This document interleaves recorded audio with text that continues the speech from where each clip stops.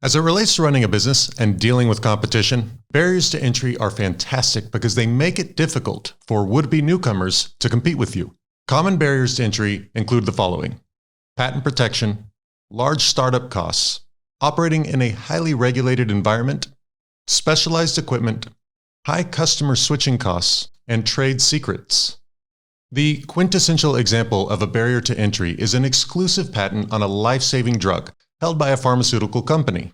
This company has a highly valuable product that no one else can legally replicate. Should this sound impossible to achieve? It's not. The process of identifying something overlooked and protecting it is difficult, perhaps tedious, but not impossible. Consider Spanx, the American underwear maker focused on keeping their customers' bodies really packed in tight. This company eventually became a household name. But founder Sara Blakely started out selling fax machines door to door. If you don't know what a fax machine is, I totally get it, and fortunately, the machine is as irrelevant to the story as it is in real life today.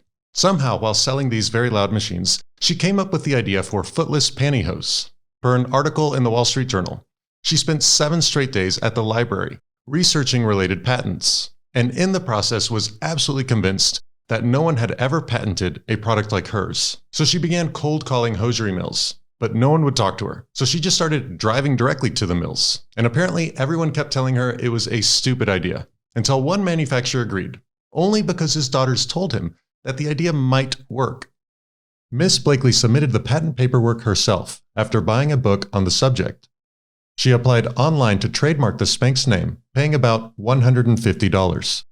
The rest, as they say, is history. Spanx founder Sara Blakely kept the competition at bay by protecting her idea and is estimated to have a net worth of $1 billion. Not bad. Another example of a strong barrier to entry would be the infrastructure and capital required to develop a complex chemical that is not under patent.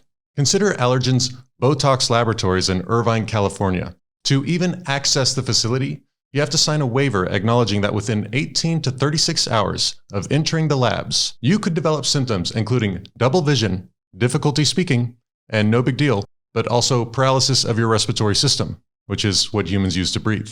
And this isn't even because they're trying to protect their process. The security is in place because the drug that can make you look young, or like you're trying really hard to look young, is also one of the most toxic substances known to science. Per BBC News, it is the most poisonous substance known to man. A couple of teaspoons would be enough to kill everyone in the UK. A couple of kilos would kill every human on Earth. It is botulinum toxin, better known as Botox, a toxin produced by bacteria first discovered in poorly prepared sausages during the 18th century.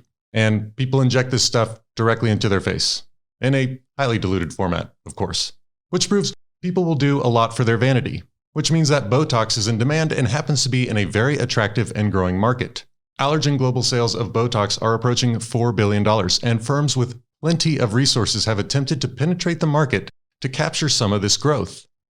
Some of the world's largest pharmaceutical companies have tried and failed to develop their own neurotoxin-based drugs.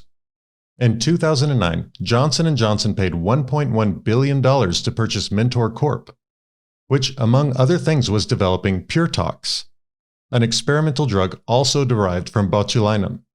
5 years in, J&J stopped work on it, which is really amazing because the recipe is not patent protected. It's just a trade secret, like the formula for Coke, except it can kill everyone. While Allergan remains dominant, the competition appears to be finally making a dent. Research by Goldman Sachs, published in 2019, suggests that as an anti-recall treatment, Nestlé's Dysport and Merz Group's Xiaomin now have 30% market share. But Allergan, which holds the other 70%, has enjoyed a long-standing advantage.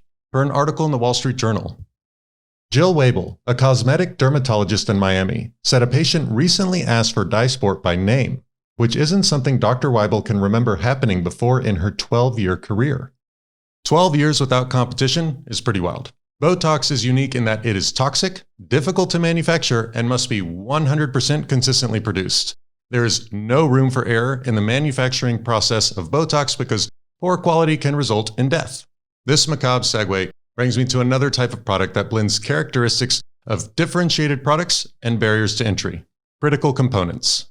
These are products that cannot fail once in use. Consider the adhesives used to secure tiles to the NASA space shuttle to protect it from burning on re-entry, or turbine blades used in Rolls-Royce engines on commercial airliners, where the consequence of failure is great. A client is unlikely to frequently test new vendors. As a less extreme example, consider a dentist's decision to purchase adhesives from a new supplier when the consequence of a failing adhesive is the wrath of the patient footing the bill and terrible reviews. In this example, the cost of the adhesive is small relative to the cost of the service provided, and this added variable makes it even less likely that there will be much vendor turnover at all. Without a sterling reputation and heavy incentive to switch, why would you? If you can identify them, low-cost critical components are very attractive business. As with differentiation, the sources of barriers to entry can be virtually infinite and vary drastically depending on the business in question. Some common additional examples include high CapEx intensity, regulatory certifications, exclusive long-term customer contracts, access to distribution channels, geographical or resource limitations, brand loyalty, or compatibility with other related products and services. If you have some favorite examples of high barriers to entry, please feel free to comment below with some details. I'm sure over time it will make for an interesting list. All right, team, that's all for now. Thanks for watching.